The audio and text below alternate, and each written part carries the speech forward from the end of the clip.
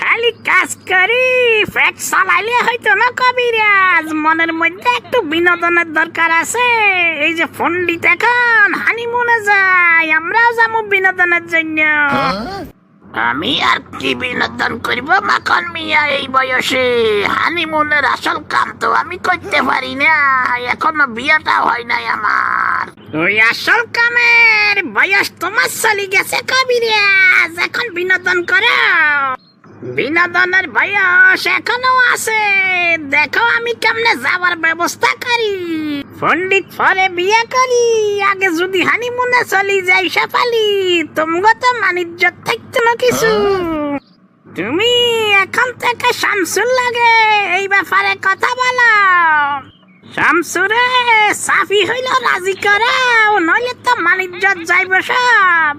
কিন্তু লাগাই দিছি আমি, দেখো এবার কি হয়।